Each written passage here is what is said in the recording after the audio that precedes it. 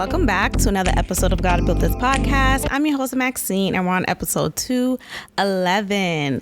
Hello. I am with you all today.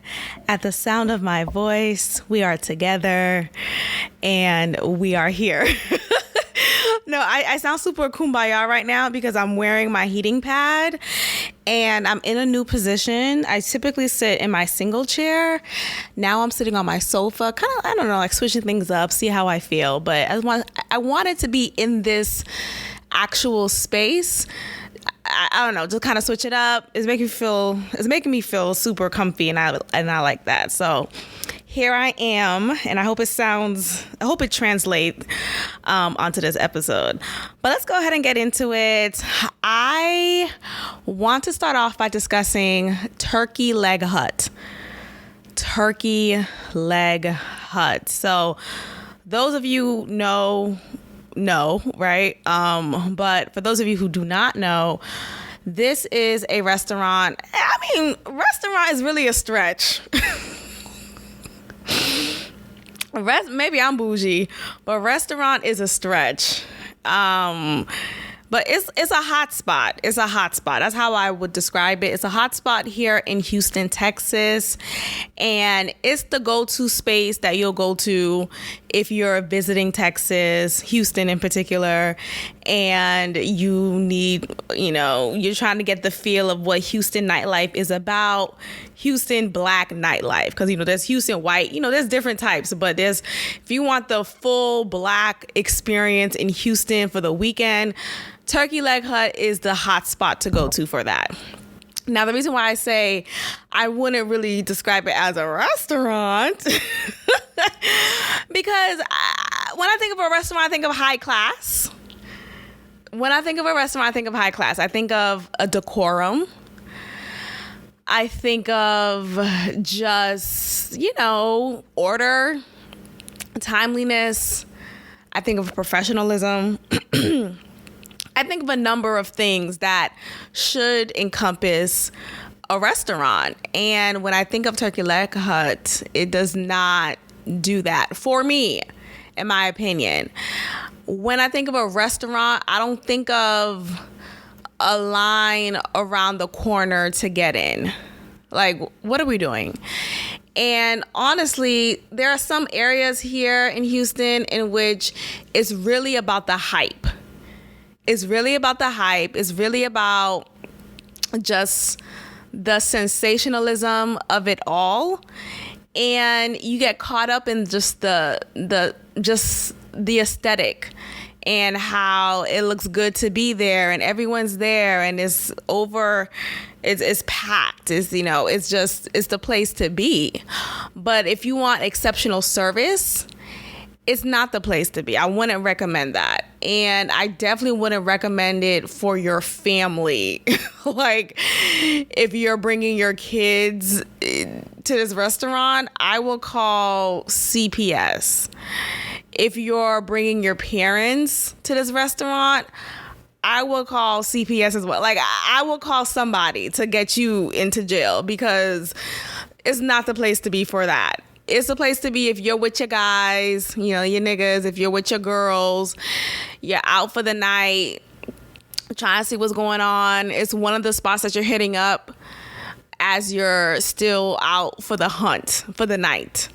But it's not an exquisite cuisine. Turkey leg. And honestly, I don't even like turkey like that.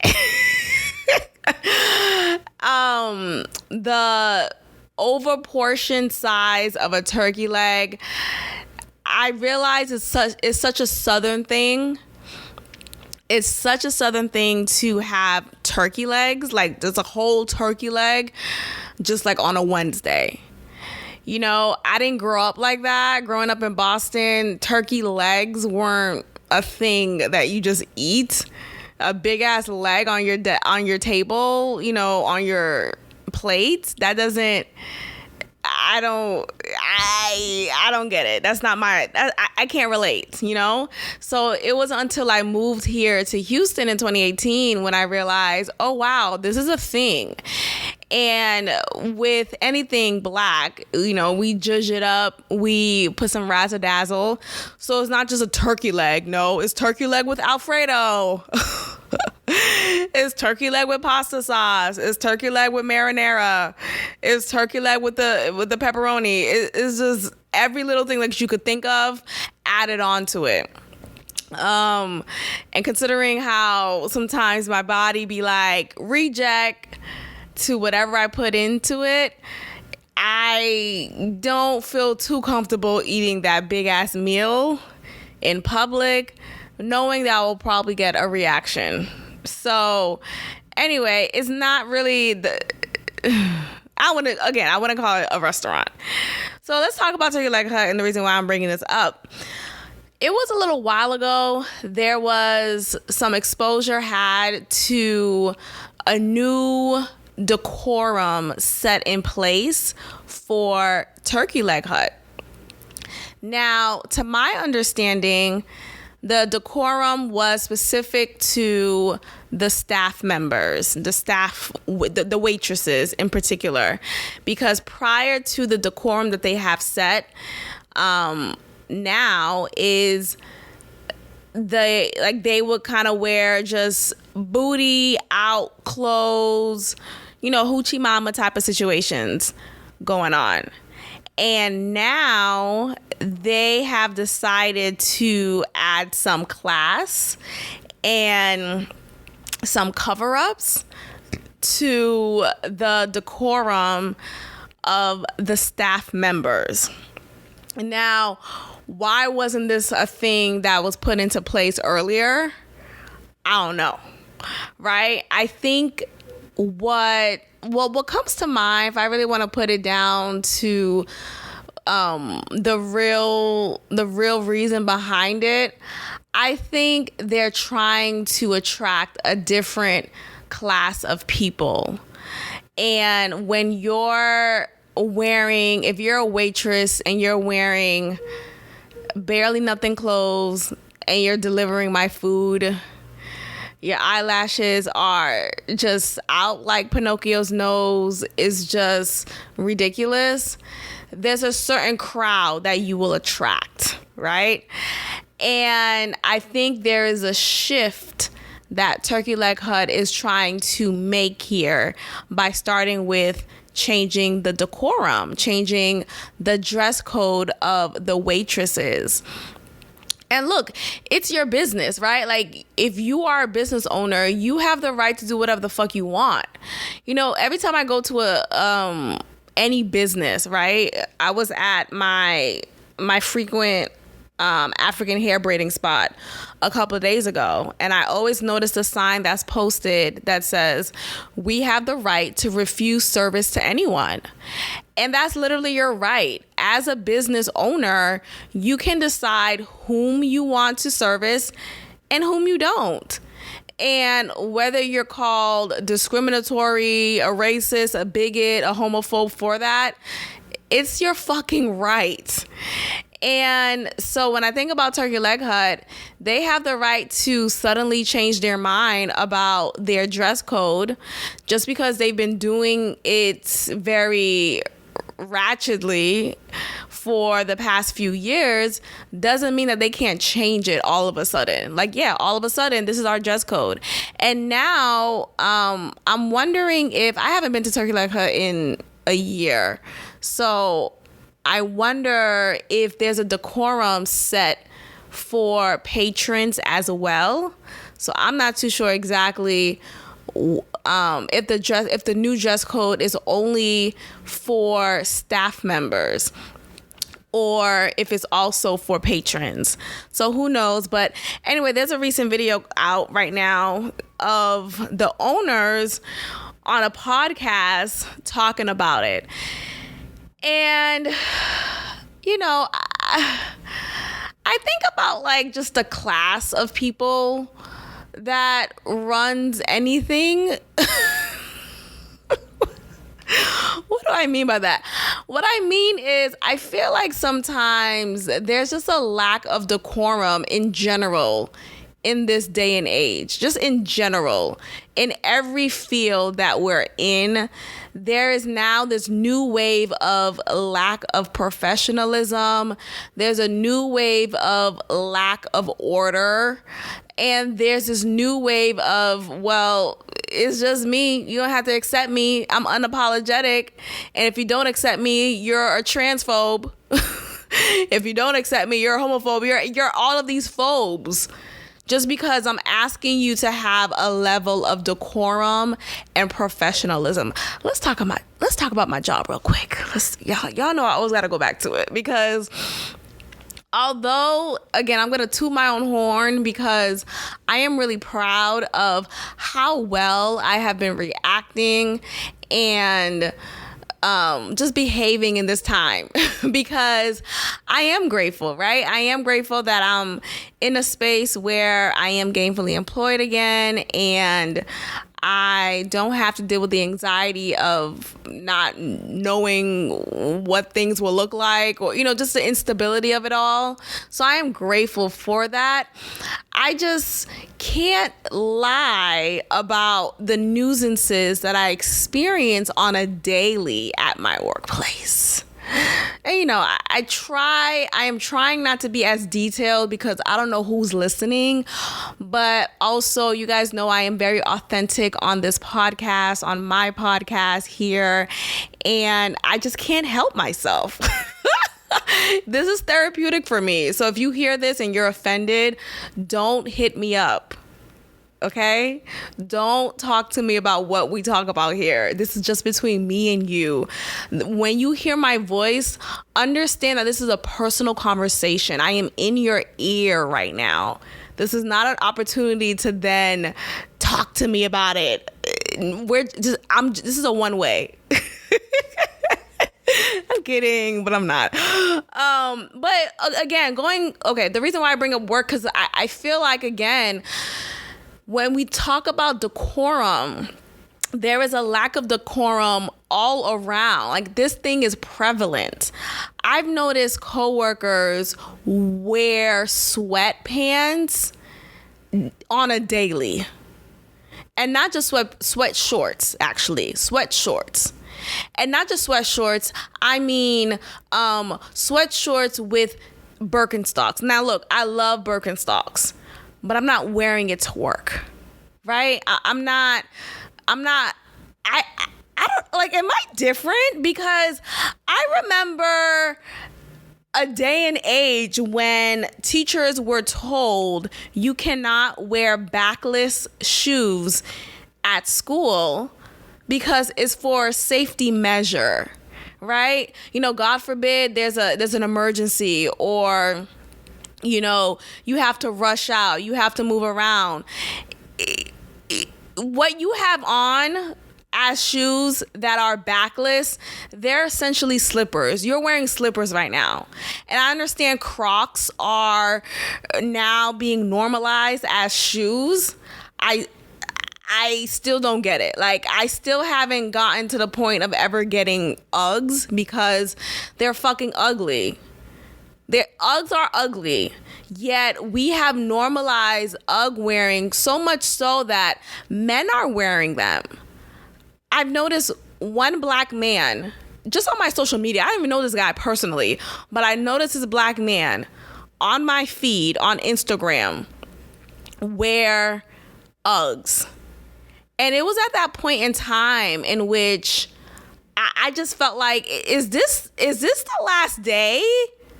Like, are we in the last days? Is everybody okay? A black man is wearing Uggs, and we're just supposed to just be okay with this? Okay. So, there's that, and there's this, like, it's a safety measure, because when you're running or when you're walking after a student, not to say you're chasing students, but like, you're moving around, why are you wearing slippers? Like, I still get, even to this day, and y'all, maybe it's my mindset I need to shift, right? Maybe I need to shift my perspective, and it just has to be about that, because I can only control me. I can only control my thoughts. my words, my actions, my behavior. But my goodness, I get so bothered when I see people outside with slippers and a bonnet and half of your ass cheeks are hanging out. Like, were we all raised differently? Like, I just remember being in a time and age in which I was told to never leave your house undone. It's one thing to wear sweats, but I'm sorry, why do I see half of your ass?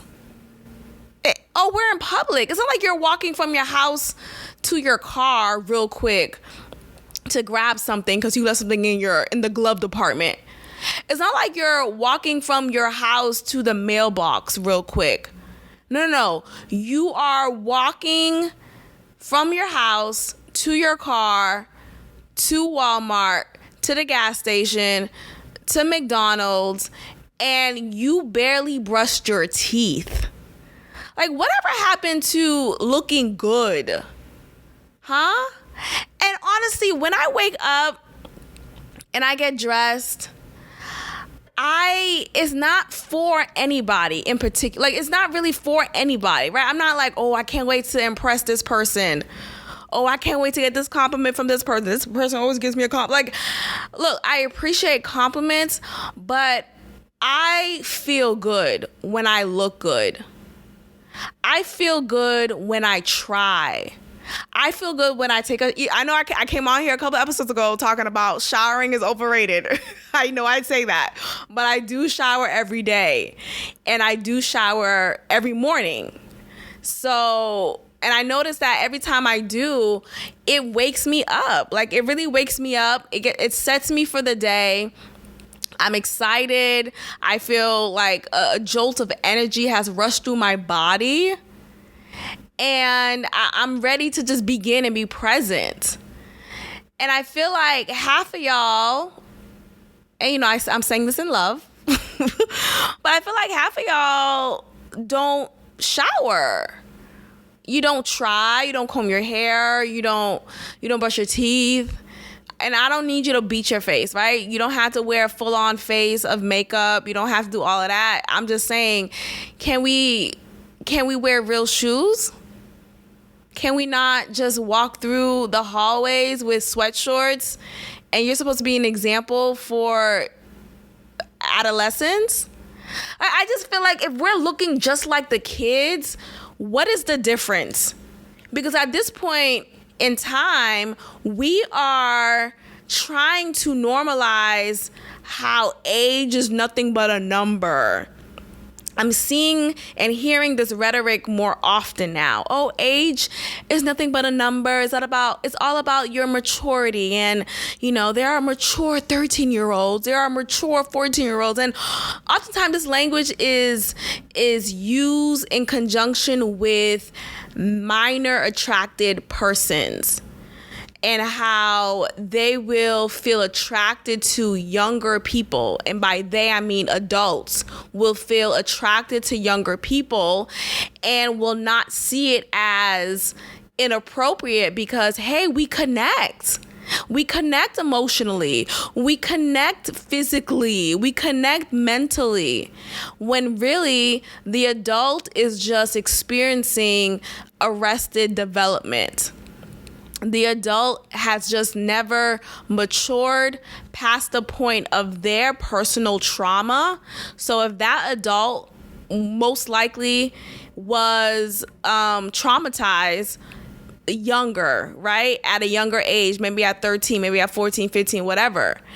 And so typically if you are traumatized at a younger age and that trauma was never resolved, and what I mean by resolved is you never came to terms to move forward from that trauma, you are still operating from that headspace of that 13-year-old, that 15-year-old, whatever age you were that were of an adolescent age, you're still operating from that age emotionally, mentally, all of the leaves.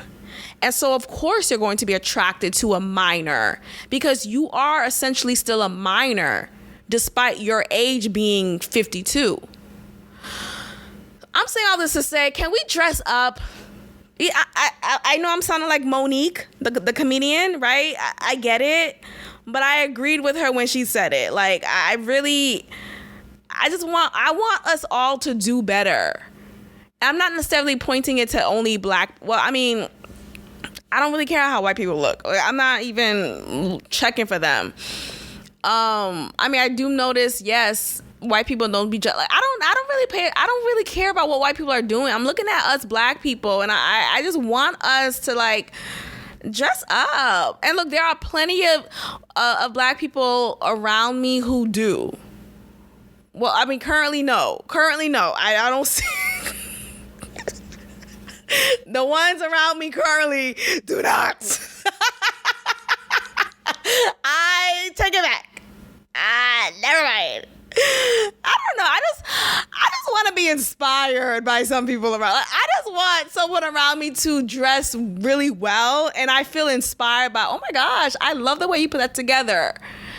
You know, I'm the one doing the inspiring, y'all. Like, and I know I sound like a fucking bitch right now. I probably sound so conceited, but I'm so serious. Like, I feel like the compliments that I get, you could easily get them too if you fucking tried, right? Like, if you tried. I have someone, well, there's so many people actually, there's so many names, but one person comes into mind. Every time I see her, she barely, like, her shoulders aren't like pushed back. She's slouching. Clothes are barely fitting her. Like, what are we doing today? Did the day start for you? Did the day start for you? Because it started for me 6 hours ago. Why are you still looking like this? Like, even when I'm sick, even when I'm under the weather, I'm still looking good. I just don't know. Like, I really want to know who raised y'all. Some of y'all. I love all my listeners, so there's no offense. But whoever this applies to, it applies to. But I just want to know who raised y'all. Because I just don't understand. And again, I'm not asking you to wear, false eyelashes and, full-on lipstick and all. I'm just asking you to brush your teeth. Hello? Is my mic on? Is everything okay? I'm asking you to brush your teeth. I'm asking you to put some deodorant on. I'm asking you to put some Vaseline on your lips. Why do you always have crusty lips? Like, can we try? Child. Anyway, so Turkey Leg Hut has decided to say, y'all will start looking classy and appropriate when working at this establishment. And again, I don't know if they're saying also for patrons, but I just feel like at this point, like what's happening? What is happening? I'm getting these random like verification links for booking.com, so I'm wondering, am I getting hacked right now? Because what's so weird about Google?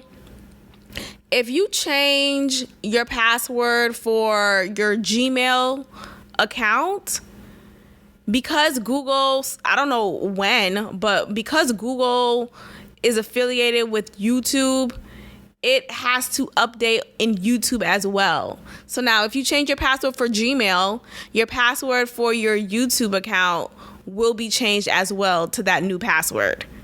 It's so weird. And again, Google connects, it's the parent of so many other websites as well. So that includes TripAdvisor, Booking.com. They're asking for like all these updates. Like, what the fuck is going on, Google? Like, nobody asked you to be a part of every little thing. Anyway, so Turkey Leg Hut said, y'all are going to stop showing up for work as strippers. And put your butt cheeks away. Yeah, I just got another email. It's my third one. Yeah, I don't know. I think I might be getting hacked. I'm not gonna click the link. F that. Not doing that. Talking about Amsterdam, Netherlands. Is this a hack? Is there a Nigerian in the background? What's going on? Okay, Big Red. We are in a red wave. Kool-Aid era. Ooh. So last time we talked, I talked about how I was going to prepare my mind to consume some information on the people, on the ballots. And honestly, I mean, I did that, but the time was of the essence. So I had to just think quick. So I did know, I was familiar with a few names, so that made it easy for me.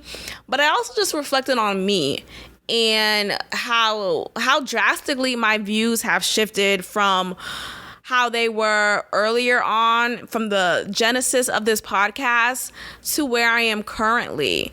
And I just want to say this. I think we should all evolve as human beings, right? Like naturally we evolve. Like that is a part of our essence. Like biologically, we are evolving beings. Like we are supposed to be where we are evolving. Just physically, of course. But at that, you should be evolving mentally.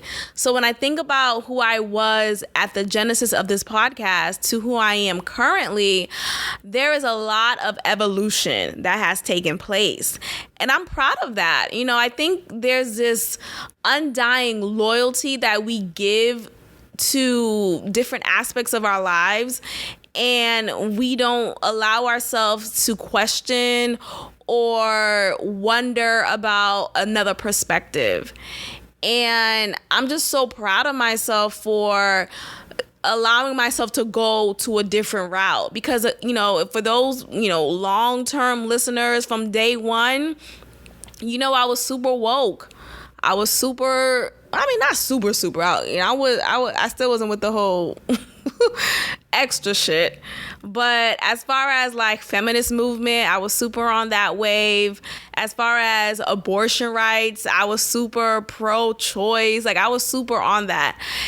And now I feel like I am more of who I already was. Like I feel like who I am now was an underlying of who I was. And I say that because I always had conservative views, right? Like I always looked at like traditional models traditional model as the way of going about life. I always saw the value in that. And I think because of my religious upbringing, of course, that plays an impact. But I also just feel like, just with everything, like when I think about just like with more knowledge that I've gained over the years and understanding, the history behind Planned Parenthood with Margaret Sanger and COVID, like all these things really changed my life. Like it really changed my life. It changed my perspective, and it opened me up to realizing what the fuck is going on.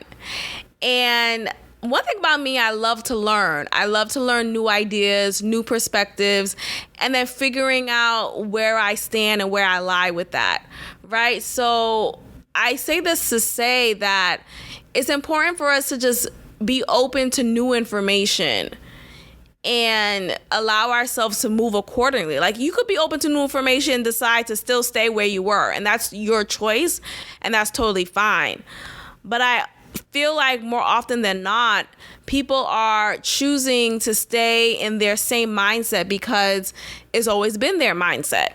And that's all they knew. And that's all they know currently. They don't have anyone around them who could open them up to new ideas and new things. And so I feel like open yourself up. Anyway, red wave. Conservatism is what I am embracing more, and I appreciate that. At least for the most part, in my ideals, just like in the dynamics between man and woman, right? Like I feel like a woman should be a woman, and a man should be a man. And it sucks that in 2022, we can't even say that without sounding transphobic, homophobic, misogynistic, chauvinistic. People be like, oh, you could be misogynistic and not be a man. Like, shut the fuck up. bitch. Add that to it. Shut the fuck up, bitch. What are we talking about, right? Let a man be a man. Okay, I was on my Instagram stories not too long ago, and I came to like this aha moment. Every now and then I would come to these aha moments, but I was saying how, the feminist movement lied to to women.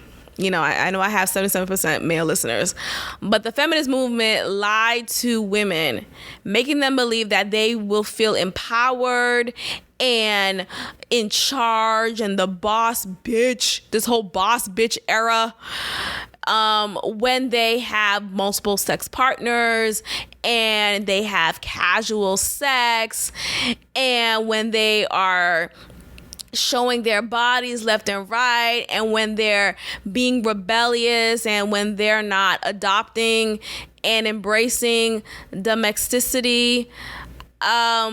That has been a lie fed to women for years, for decades. And I fell victim to that lie for a while until the past recent years of my life. I realized, no, I'm a woman in my place. A man is in his place. But even me saying that I hate that I even have to also like qualify it by saying, oh, and a man has his place too, right? I feel like I have to say that now in this day and age, because people get so offended with saying, what do you mean a woman's in her place? Were you trying to shut me up? I could be submissive. What the fuck? Like, what? Can we calm down? Men can't give birth. And even saying that right now is crazy, right? Like, we can't even say that without sounding transphobic. But what if you don't identify? Shut the fuck up. How about you identify with that? Huh? How about you identify with that? But anyway, I just feel like there's just this like, this unsettling feeling of why women shouldn't be women anymore, and women could, chivalry should be dead because chivalry is rooted in patriarchy and all these things. It's like, what? Anyway, I have realized just in my personal life, in my history, in my sexual history, in my sexual escapades, that I never benefited from the casual sex that I had. I never benefited from it. Not even like sexually, like not even like the pleasure wise, never benefited from it. Instead, I was manipulating myself into thinking, oh, I'm in charge. Look at me. I can have multiple sexual partners and I'm good. I can't. Women cannot. And that's because we are women. Women are women. And the argument that feminists will say, oh, well, why, if men could do it, why can't I? If men could be whores, why? Because men are men, women are women. Like, we are literally created differently. We have our own set of powers and strengths and just amazing just characteristics that we hold naturally. And men have their own set.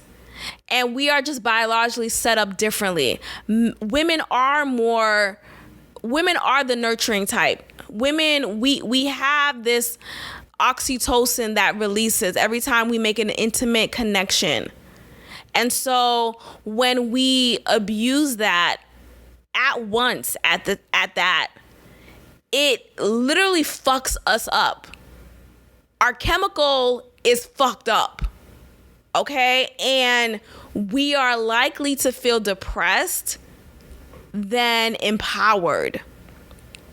We are likely to feel just not good, not in this high vibrational. And anyway, I feel like this is all a setup for us to just not, for women to just not feel complete in their femininity and in their power. Forgot why did I bring this up? But anyway, this goes into just me feeling, me realizing that femininity was all a lie, or the feminist movement was all a lie specifically. Let me say that. The feminist movement was all a lie. And I was like going on a rant about that a while ago on my Instagram, and I'm glad no one gave me pushback, because I don't feel like, I'm not trying to convince you. I'm just having a one-way conversation on my Instagram, not trying to have an argument. But why did I bring that up? What was I talking about? Conservative views, conservative values. Oh my gosh, I forgot what was the point of me bringing that up. But anyway, I think now that I am just embracing all of me, and I'm not trying to be someone I'm not. Like, I think for so long when I was having, I never had multiple partners, and so, like, I was always having sex with a man at a time, meaning like I'm not having like sex with 2 different men a week apart. Like, no, I never did that. But I would have like different partners back to back. Like, anyway, what I mean by that is like the man like wouldn't lie. Like, it was a 2-time thing or a 1-time thing, you know. I'm just happy I'm not in that space anymore, because it was exhausting. It was emotionally exhausting. And I think for the most part, I do enjoy having sex with just one person and just having that connection with that one person. And I feel like for so long, women were lied to into thinking, oh, you're being a simp, or, well, simp is for men, right? But like you're being submissive to one man. And like, I enjoy, like, I don't know, I like that stuff. Like, I like being a feminine woman. I like being a woman. I like being domesticated in that. Like, I like cooking. I enjoy cooking. I like sucking your dick. I like it. Does that make me a weak bitch? Am I a pick me for that? Well, pick me then. But you know what I mean? Like, I think we have to, or women have to, just embrace being women again. Because we're seeing now, who's embracing womanhood? Men! Fucking men! Men are coming out here talking about, I'm a she and I'm a her. Address me as such. While you have real women afraid to be women, afraid to tap into their femininity, afraid to be submissive and kind and caring and domesticated. Yet you have men taking that role. Like, what is going on? The patriarchy really is real. I feel like at the very least, that is the thing that's constant in this world and in this society. Like, that is fucking constant. Okay, anyway, the big red is here. I'm embracing my femininity, and I'm realizing, like, I'm conservative as fuck. I do want to submit to you. I do want to let you be a man. It doesn't take away from my power. It doesn't take away from my ideas and my brain and my intelligence and, you know, my creativity. Like, I am still the fullness of who I am. Even when I am, so like, I feel like I'm even more in my fullness when I'm submitting to a man. Ooh, doesn't that sound good? I feel like I am more in my fullness when I am submitting to a man. Like, I feel like, because women are designed to submit. Women are created to be the helpmate, to be that supportive partner, or to just be that, right? Be that peace, be that, you know, be that home, be that refuge. And so when you're already walking in who you were created to be, you're tapping more into who you are. Child, I don't know. I feel great. So, and I'm just realizing that, wow, you have such a crock of shit fed to us for so long.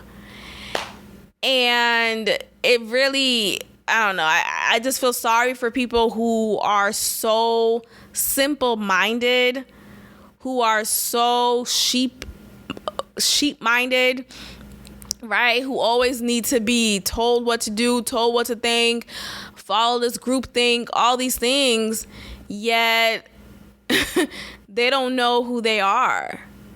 You know, their identity is being turned left and right. So anyway, I have been aligning more with conservative values because I'm really embracing who I am as a woman. And while doing so, you realize, oh wait, my values do align more with conservative views. Anyway, so I brought all of that into mind when voting during the midterm election. And I'm really happy with some of the results that I've been seeing so far. I'm happy Stacey Abrams did not win. I'm happy that penguin ass bitch lost again.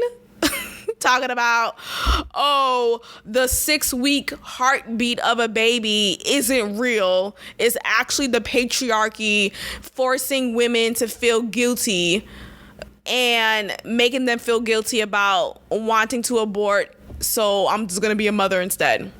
That's what this hoe ass said in a video at this town hall not too long ago. Just type that in Google and you'll find it, y'all. I when I came across that video, I was appalled. Because I just felt like you're pissing in my face. You mean to tell me the actual heartbeat of a baby at 6 weeks isn't real, right? So the machine is just making noise coincidentally every time during 6 weeks. You know, and every time moving forward, at what point is the life real? You know, her campaign has only been about killing babies. Killing babies that are full term, killing babies that are born, but there's a deficiency. Kill it. You know, making Black women in particular feel downtrodden and inadequate for deciding to become mothers, because there's this surprising statistic of Black women dying every time they give birth. What the fuck are you talking about? Where are the Black women dying? The Black mothers dying? Every Black mother I know did not die from giving birth. Child, I don't know. But maybe I need to take that back, because I believe my grandmother on my paternal side, so my father's mother, I think she died during birth. No, not during. I think she died. Look, there's some parts of my family history, I don't even know the full story. And I think it's because it's a lot of, I get snippets of everything, even to this day.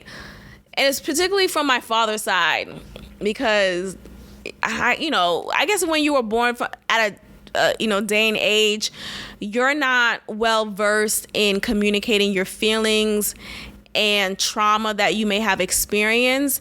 And I know my dad experienced some trauma in his life, especially coming from Haiti and the experiences he had there.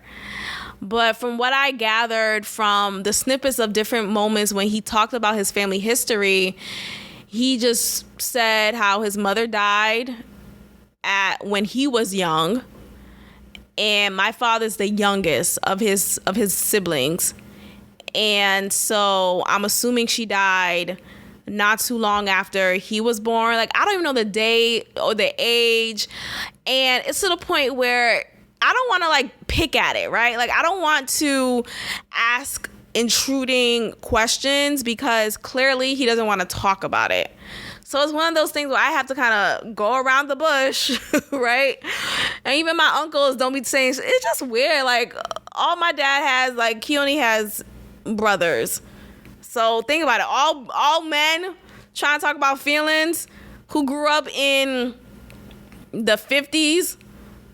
They're not gonna be too open to really have this kumbaya talk, you know? So from what I gathered, she may have, I don't know if she died directly after my father's birth or soon after. Either way, I don't know. But I am curious to know a little bit more about, not a little bit, a lot more about that side of my family, because I'm just there's a lot of mystery. And that's why I just really want to go to Haiti in my adult age. I've been to Haiti when I was much younger, like when I was a kid. And there's a lot of pictures that prove that. Like, I know it happened. And all the memories that my mom tell me about the times when I was in Haiti with her. But at my adult age, I haven't had that experience yet. So I would love to go back to Haiti and really just walk the same land that my parents grew up in.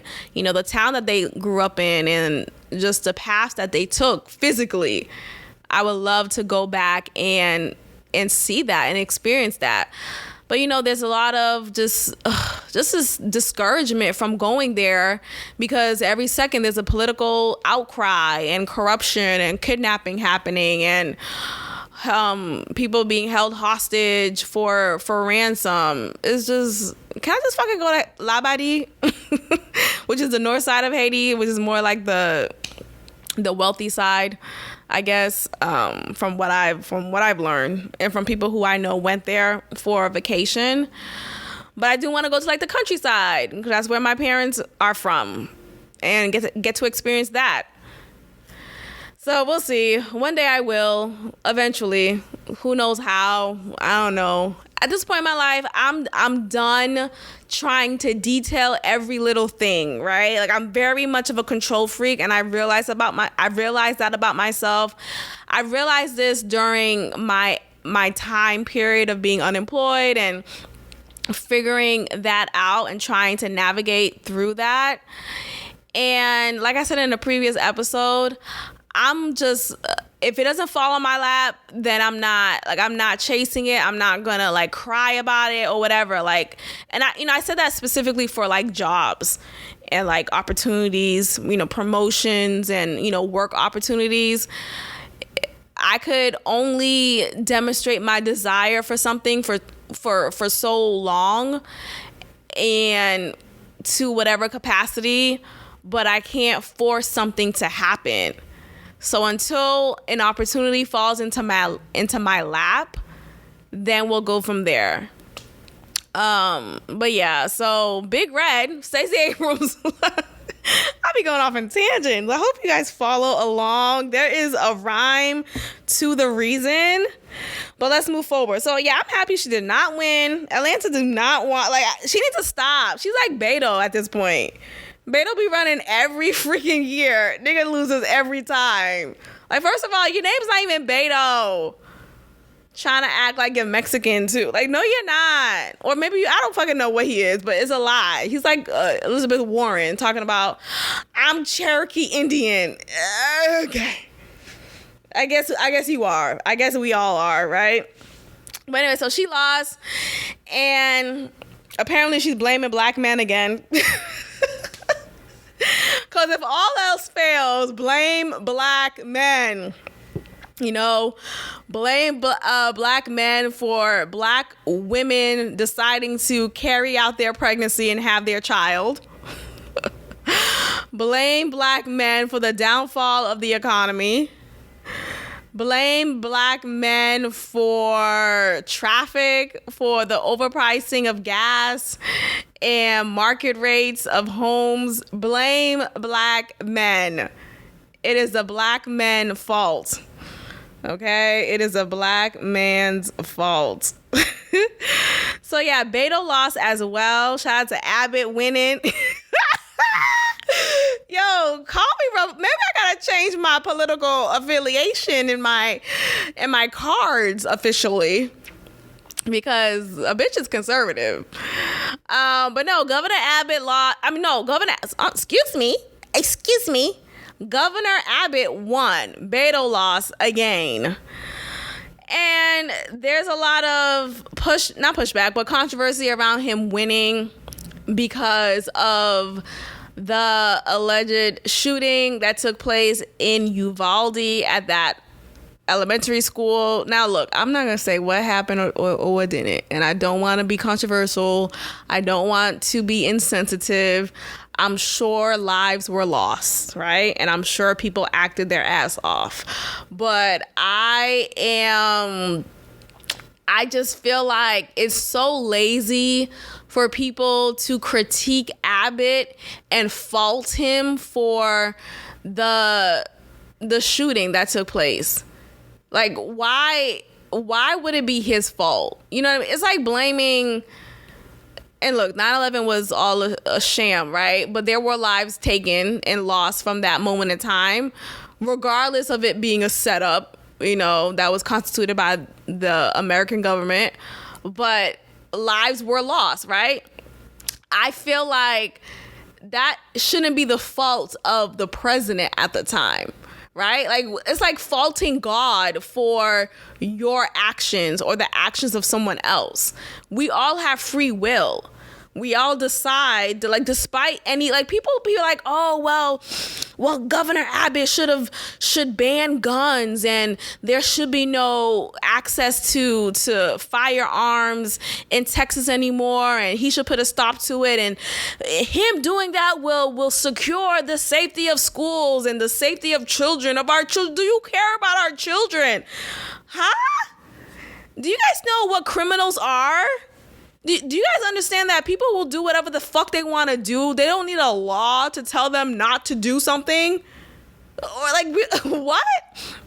Like, people will still not follow rules regardless of how many rules and stipulations you set in place.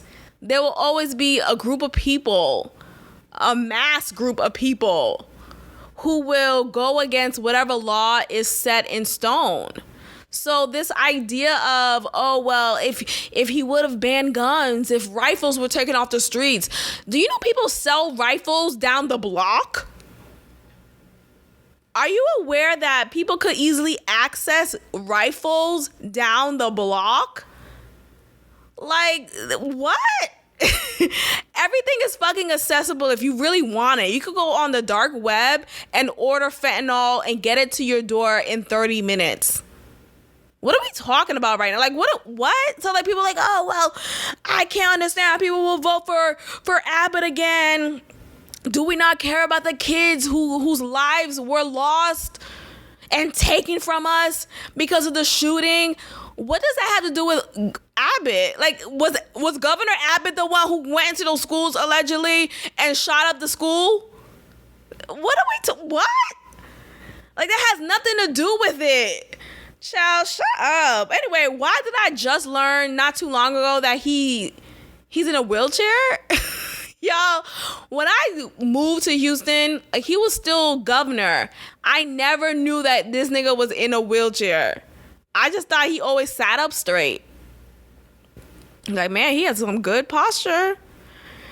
But anyway, so he is governor yet again. And I'm happy to see it. I'm just happy to see Beto lose. Like, I'm happy to see the losers. Like, I'm not even like overjoyed about Abbott winning again. I'm overjoyed. Like, look, I'm happy about Abbott's reelection, but I'm overjoyed. Like, my happiness outweighs the fact that Beto lost again. You know, I don't even live in Georgia, but my happiness outweighs that Stacey Abrams lost again. Like, that's just funny to me. So shout out to them. I think it's interesting how people get so shocked when they see a strong wave of Hispanic people voting Republican. And this really speaks to the fact that you have Hispanic people voting for their interests, voting for policy and not feelings and not people, voting for what will make sense economically, voting for what will make sense legacy-wise for their families. It makes sense.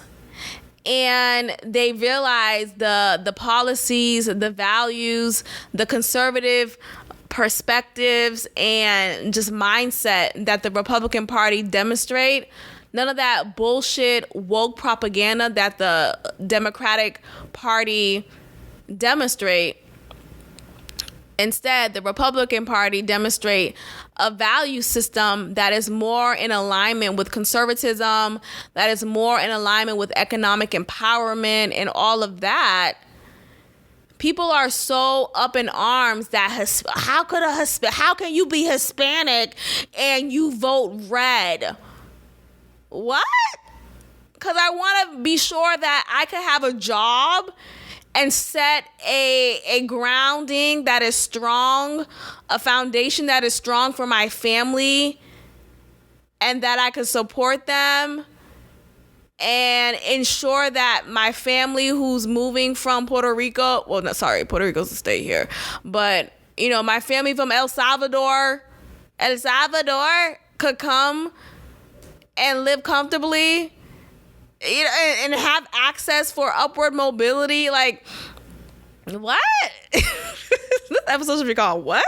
Let me stop saying that. I've been saying it so much in this episode. But like, that is the mindset we should have. Like, I don't understand people are voting for what looks good and what sounds good to vote for, right? This virtue signaling, right? I'm going to vote liberal because I think women should be able to kill their babies. I'm going to vote liberal because I think we should all decide what pronouns we are. What? Like, I think we're missing the mark sometimes, and I just really want to commend the Hispanic community for really just being about that action. And I just wish more of that mindset and that initiative has as a priority amongst a mass of Black people.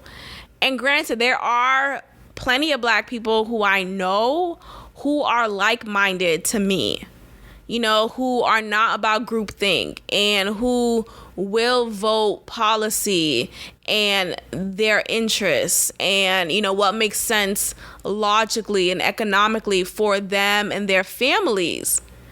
And voting like that doesn't make you selfish. Like, what? Like, you should care about, if I'm voting for this person, will their policies or will their campaign or their history of their work affect me positively, so much so that I will be able to support myself continuously as an independent living on this land, as someone who can comfortably stand well amongst others and have access to opportunities. Like, vote that way. Don't vote, oh, well, I am going to vote for this guy because he believes in pronouns.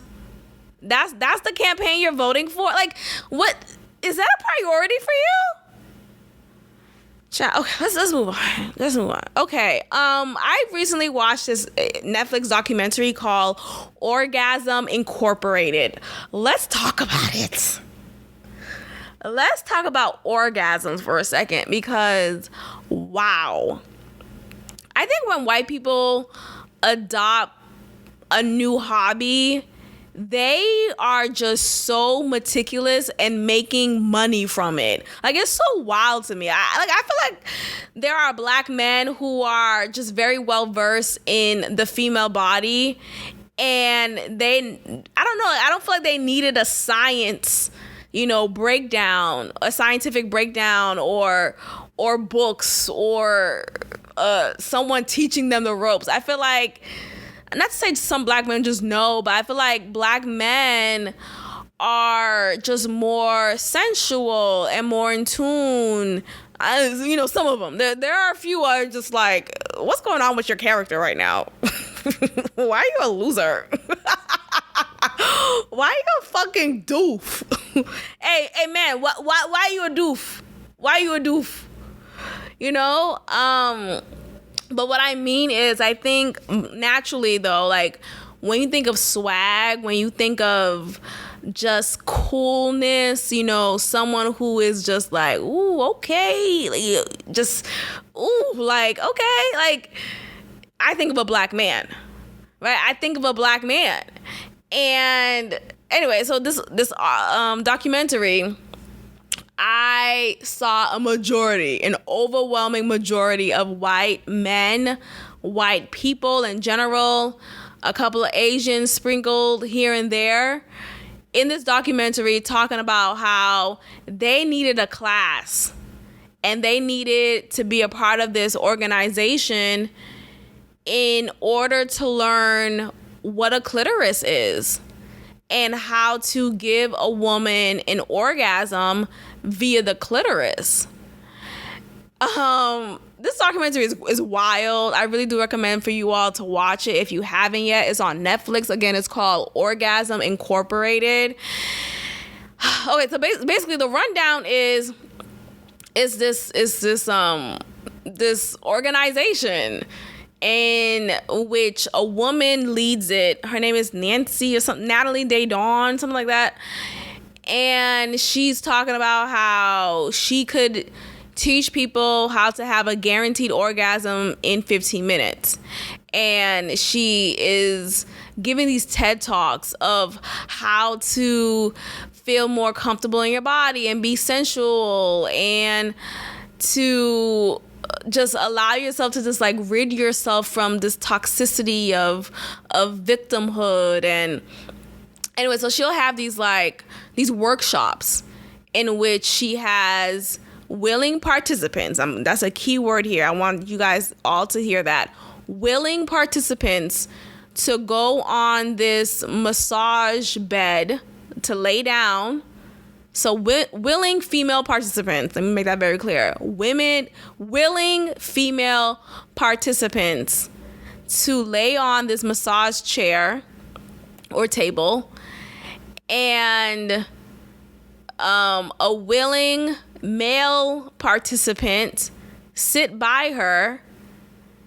Her legs are open and her legs are crisscross, like it's like a thing of a frog, right? So, you know, for women, we know that when we get our gynecologist appointment, we have to lay a particular way for the doctor to pretty much finger us and fuck us in the doctor office. Raise your hand if you got fucked by your doctor. Like, was your dick supposed to go inside of me right now? I didn't think this was a part of the procedure. Huh? It's a joke. But anyway, so you have these willing participants sitting in front of a group of people, also getting filmed as part of their teaching seminar, so they could refer to it or send it to people. You have these women getting fingered by these stranger men, and everyone's watching and literally taking notes.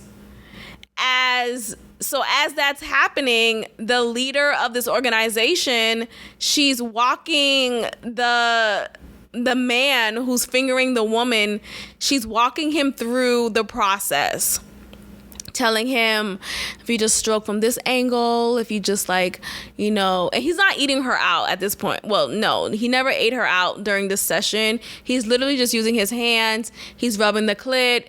He's rubbing his hand around her labia. He's fingering the shit. He's fingering her. Okay? And this is happening in a serious session, y'all. This is really happening. And everyone is just no one's oh my God, everyone's just literally this is nothing. No one's fazed by it, right? People are really taking notes it's a class. Now, maybe there's something to be said about that. I don't know. Anyway, so this happens. This is a part of the organization, the part of the session. Everyone's getting fingered in front of other people, and people are dancing very weirdly amongst strangers, and using their sex eyes to connect with other people, trying to show hey, I'm into you, are you into me, type of thing. And the whole point of it is to feel empowered, right? Oh my gosh, ever since I gotten an orgasm, I feel like a boss bitch. I feel on top of the world. And she would have these sessions called orgasm meditation. and it's called OM. So OM, and it stands for Orgasm Meditation. Honestly, the marketing is A1, okay? She'll have these like sentence starters. Orgasm is, and then you fill in the blank. So people will say orgasm is empowering, orgasm is life-changing, orgasm, like you just fill in the blank. All from an orgasm. And look, I'm not here to like downplay an orgasm, honestly. Like really, like orgasms are life-changing, right? Like I think one thing about it though, like in my history of sexual experiences, orgasms weren't a thing for me. Like I just didn't think I would be able to experience orgasms. Well, particularly when I'm being penetrated, I just felt like, okay, well, I guess this is just a pleasure just for men. Child, how things have changed. Okay, I'm so grateful for the orgasms that I experience now, like that I'm actually like I can say I orgasm, and it's an amazing thing. Like it's very pleasurable. it's you know it's amazing. But prior to that, I just never thought it was a thing that I could experience, and you know, my goodness, that's a lie. That's a lie. You too can experience an orgasm. Let me wrap this episode up. I don't know. Maybe I'm getting delusional. I'm feeling a little tired. I gotta go to sleep. But you too can feel an orgasm. You too. Anyway, I just feel like at this point in time, I like saying at this point in time, what is time? I've been going on this downward spiral about like, what is time? Is time and space real? Are we living in a reality that's actually real? You know, what is reality? Is the past still happening, but we're just not in that realm anymore?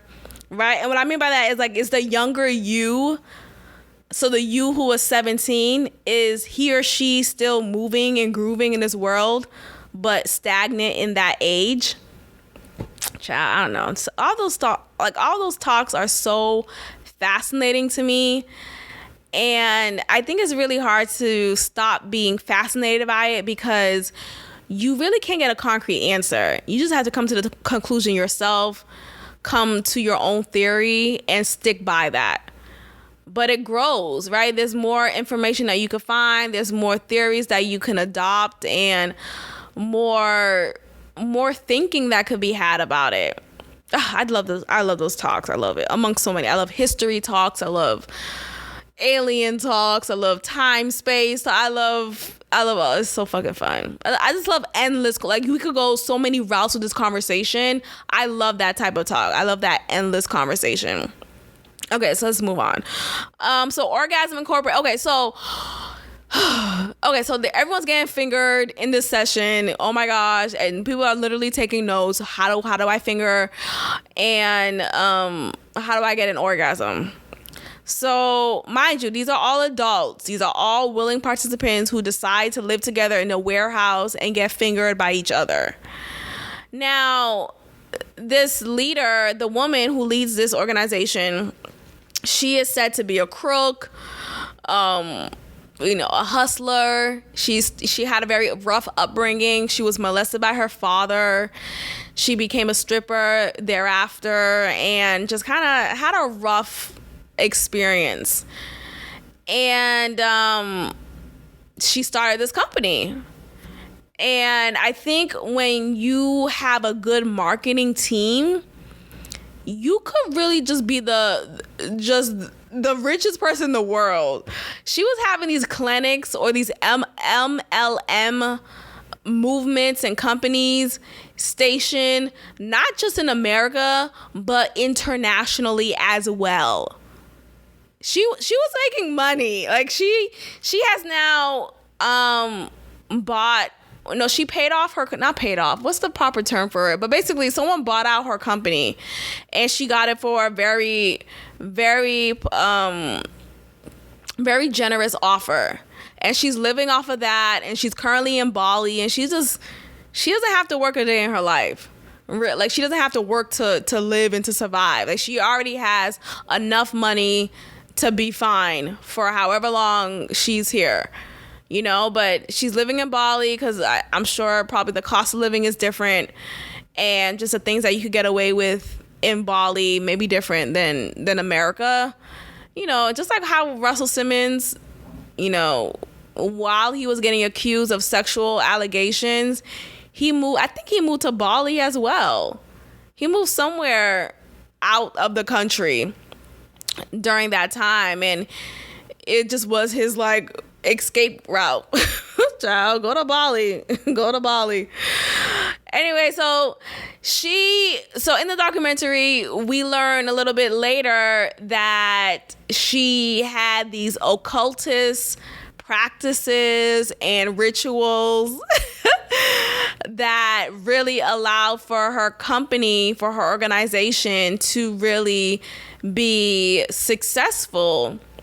There were actual occult leaders or like experts or whatever the proper term is that would lead private sessions that so happens to still be filmed and recorded for us to see, because everything is included in this documentary. Like, it's a really good doc.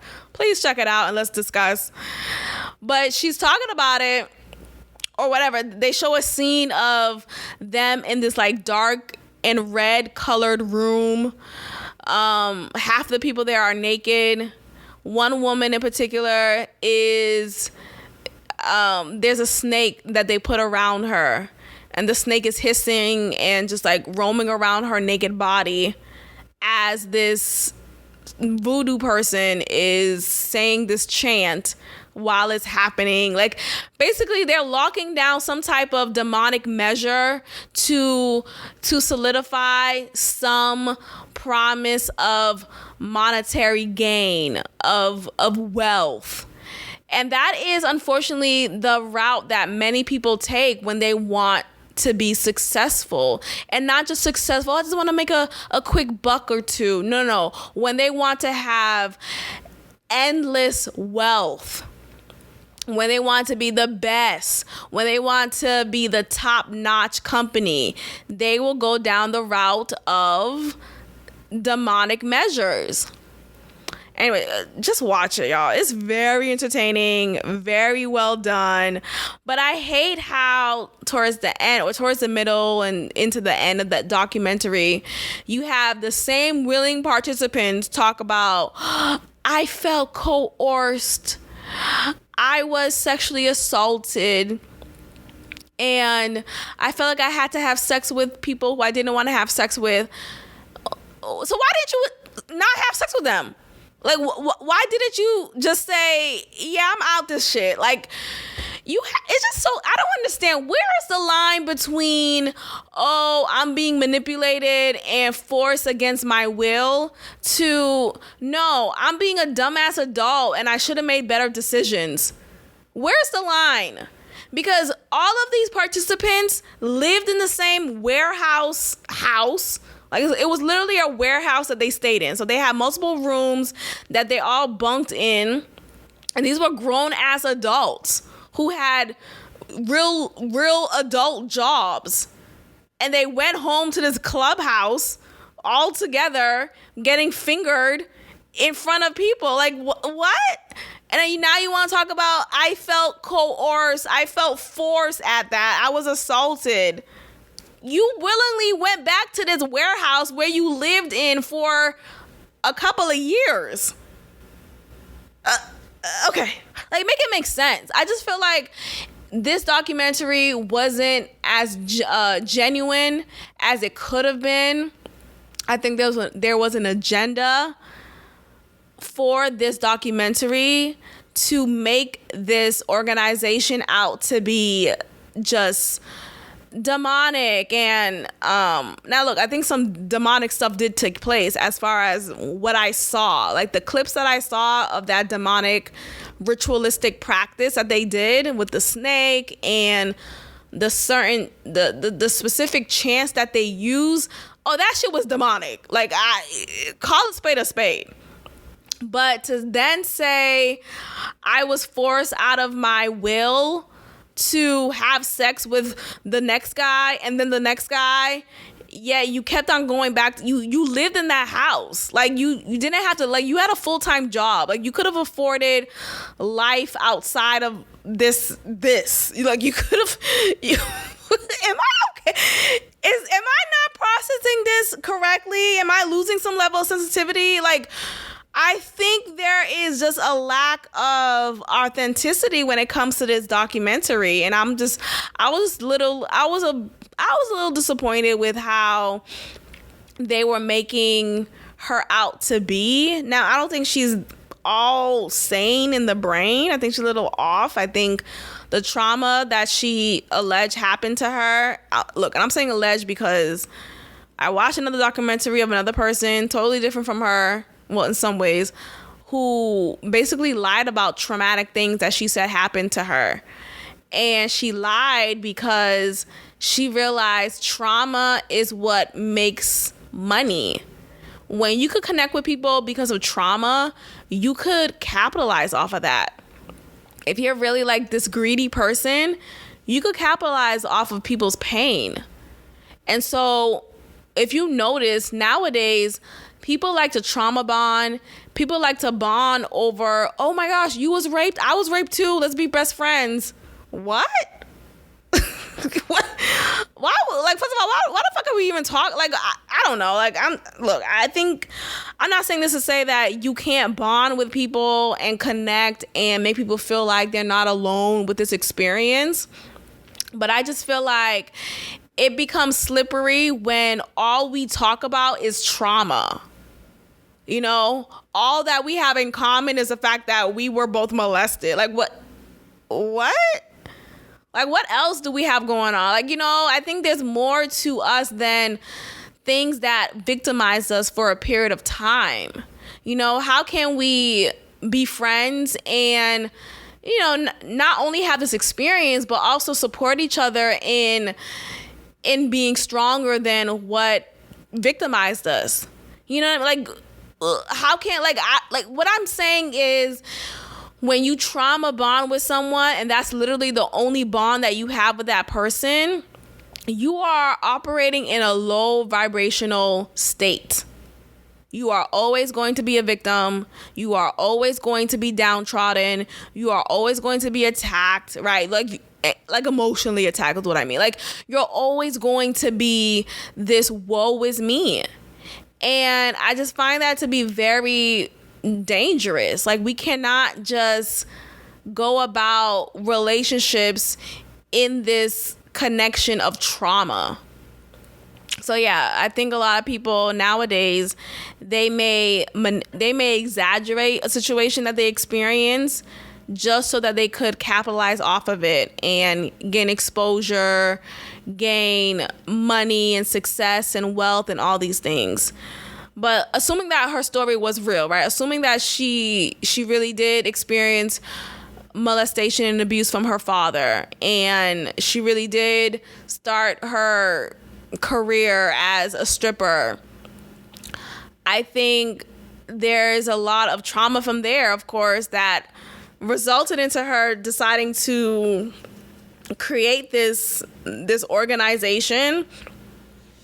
And you know, I don't know. I think there's something that she has to go through and figure out. But again, I feel like some people are just kind of like gone. Like, I think some people are just like damaged. You know, like, I think for so long, if you haven't resolved any residue from whatever trauma that you experienced, it is not, I don't know. I feel like at a certain point, you kind of reach that expiration date to heal. And I hate to say that. I don't want to sound like negative about it. You know, I do believe that we all can change, but I think sometimes some people can't. Let me just say that. I think sometimes some people can't. I think some people are so dedicated to being a Democrat. Like, Let's bring it back to that. Let's lighten this topic up real quick. But no, I think some people are just so dedicated to being whoever they were raised to be that the idea of being something different like doesn't even come up. Like the idea can't even blossom in their mind. It can't even blossom. It cannot even blossom.